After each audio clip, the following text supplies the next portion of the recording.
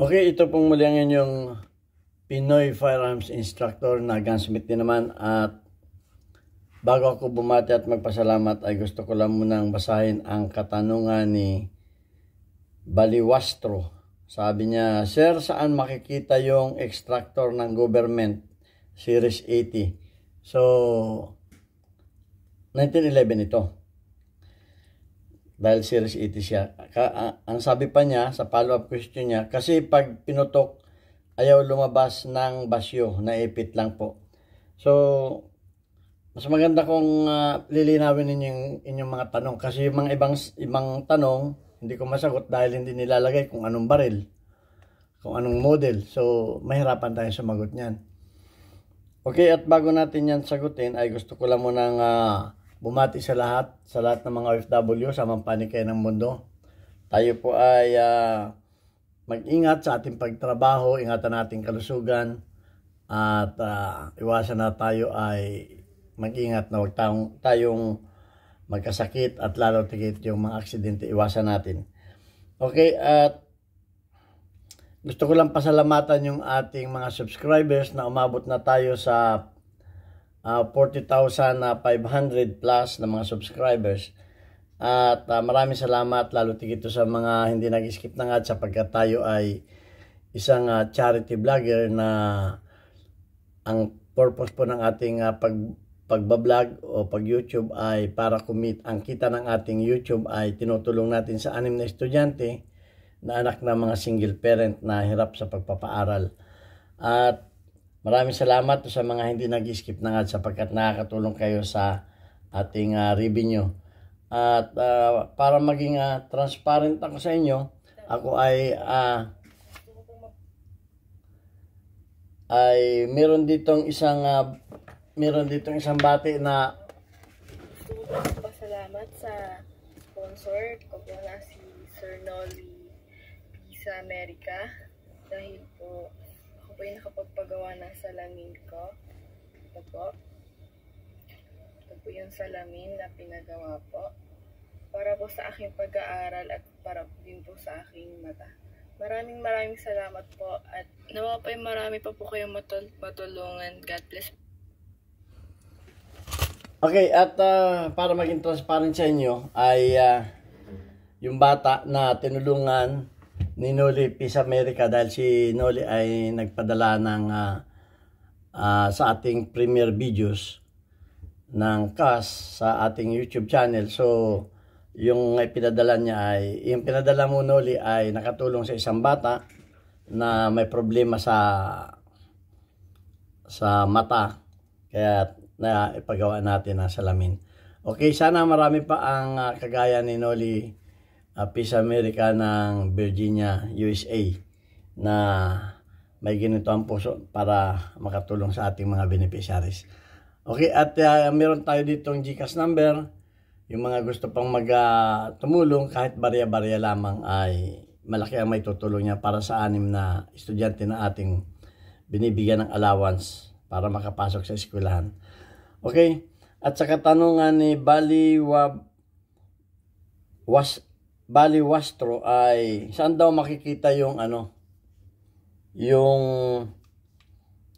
extractor ng Series 80 na 1911. So tatanggalin muna natin itong tanggalin muna natin itong kanyang slide. Ayan. At tanggalin na rin natin yung kanyang okay. Medyo baba na natin itong Ayan. Para makita, para kitang-kita. So, pag tinanggal natin ang barrel, tanggalin mo natin yung bushing. Ayan.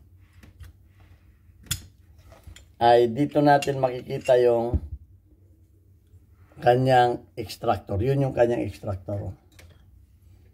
Yun yung kanyang extractor.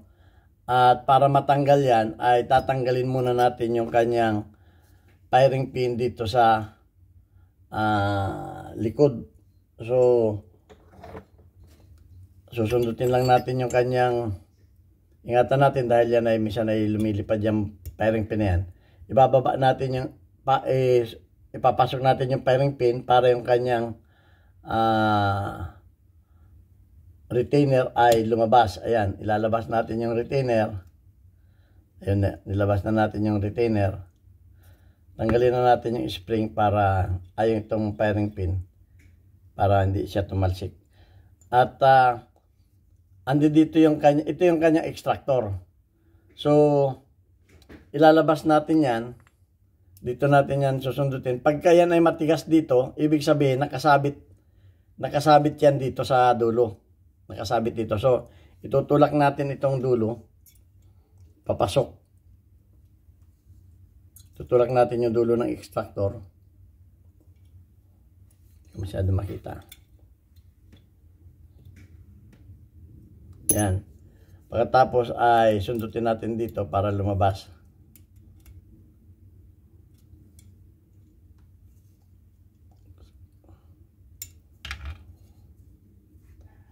Pagka nakasabit yan dito ay sundutin natin dito para pumasok palabas. Medyo madilim lang dito kaya tayo medyo nahirapan. Yun. So ito yung extractor niya. Ito yung extractor niya. So tingnan ninyo.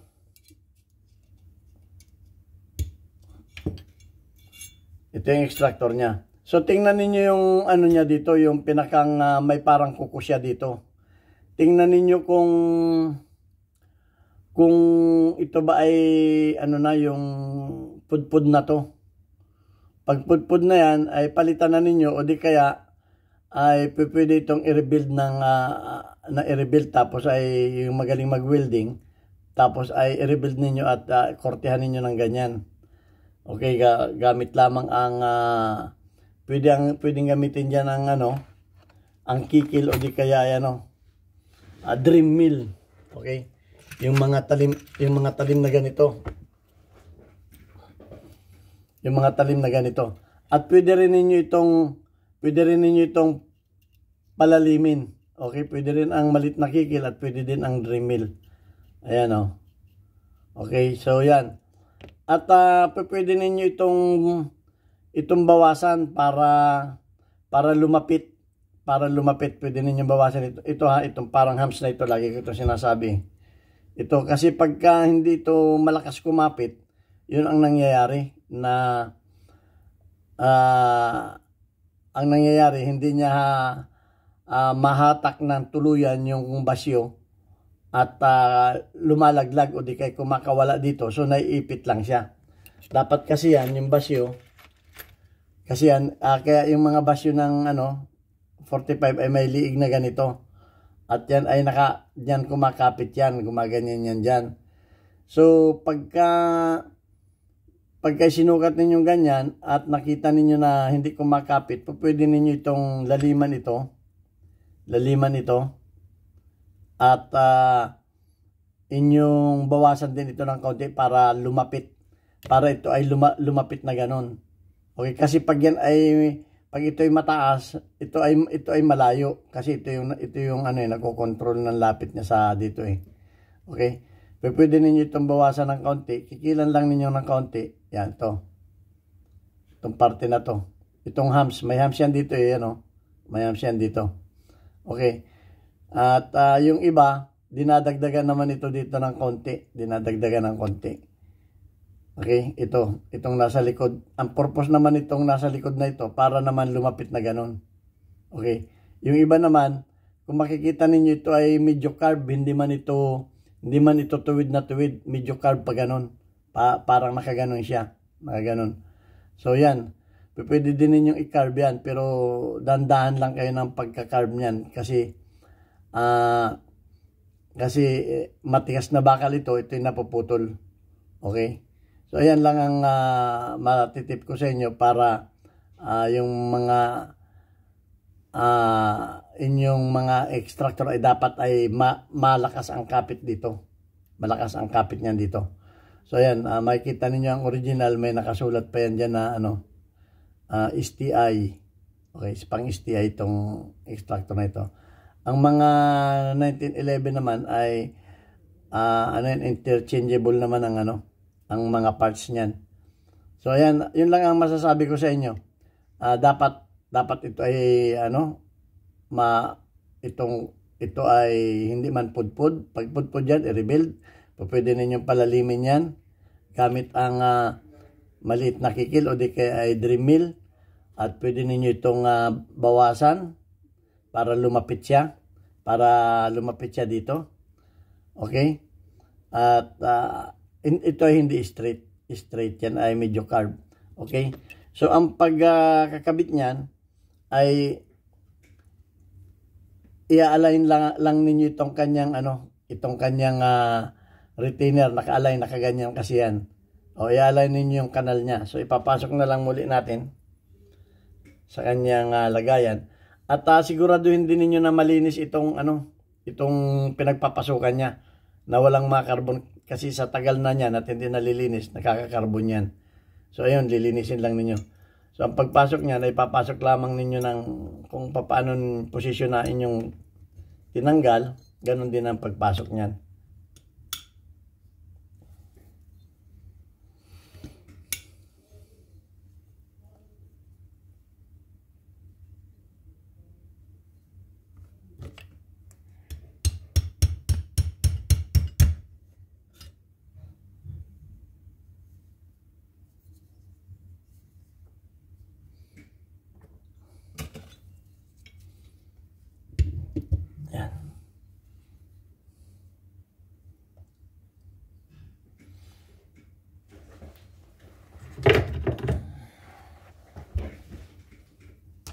I-align lang ninyo yung slot niya.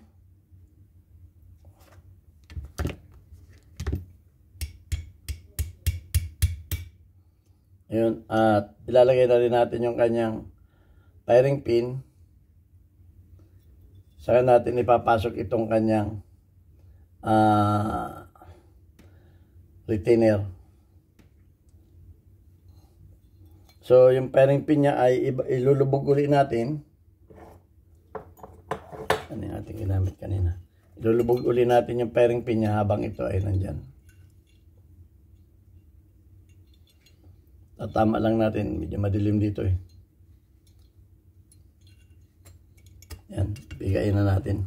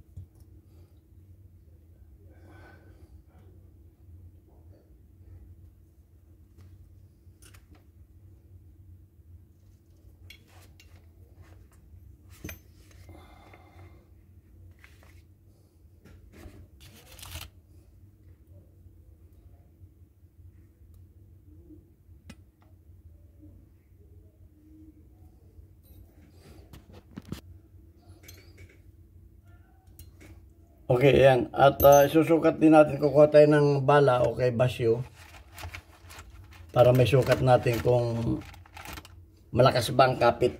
So susukatin natin, kakagat natin isang bala dyan. Dapat, yan. Dapat ang posisyon ng bala pag ikinagat ninyo doon sa kanyang extractor ay ganyan.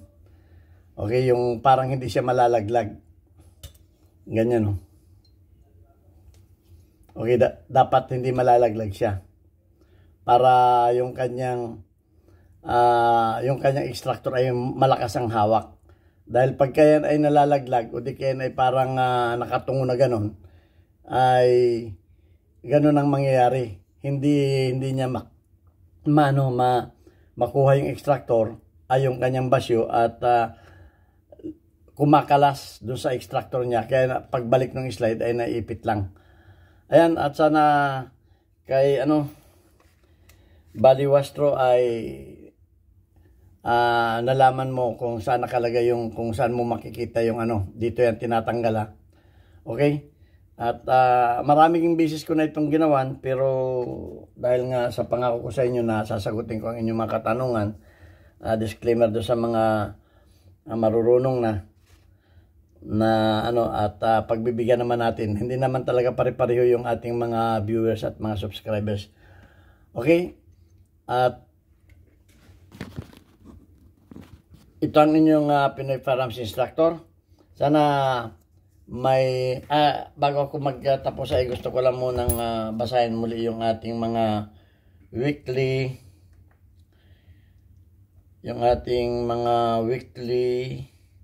community spotlight, weekly highlights of your most engaged audience members including your top commenters. Okay, si Tommy Aparachi ay may 100 na engagement, si Danilo Prudencia ay 20 ang engagement, si Amboy Lianes ay 38 ang engagement, si OFW Pinoy ay 1 ang engagement, at si Lorenzo Lendres ay 46 ang engagement. So, mag-comment lang kayo, manood ng ating mga videos, mag-like at mag-share para mapasama rin kayo dito sa ating community spotlight. At yan lamang ang aking sinashoutout. Okay, shoutout kay Tommy Aparachi, kay Danilo Prudencia, kay Amboy Lianis, kay OFW Pinoy, at kay Lorenzo Lendres. Okay, thank you very much. Hanggang sa muli natin video. Sana may natutunan kayo sa miksi nating sa maliit na kaalaman na ibinahagi ko sa inyo.